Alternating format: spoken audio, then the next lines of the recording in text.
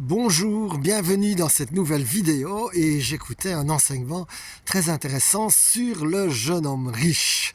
Si vous voyez celui qui dit j'ai respecté la loi, j'ai fait toutes ces choses depuis ma jeunesse, et Jésus lui dit vends tout ce que tu as, donne l'argent aux pauvres et suis-moi.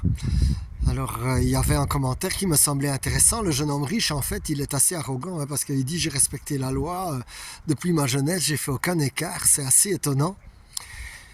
Et en fait, Jésus le met devant sa fragilité et lui montre qu'en fait, il a quand même un problème. C'est que l'argent est son guide.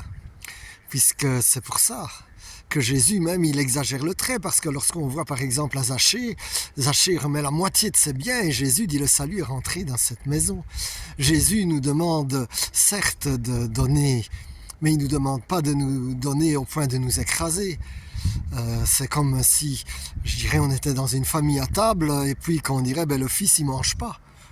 Mais si, le fils il mange. Tu es le fils, tu es la fille, tu manges à table avec Jésus. Et pour les parents, ce ne serait même pas gai s'il y avait un fils qui s'écrase complètement. Alors la question évidemment, c'est qui est ton guide ? Puisque le jeune homme riche, il a l'argent comme guide, mais parfois le guide, ça peut être le regard des autres.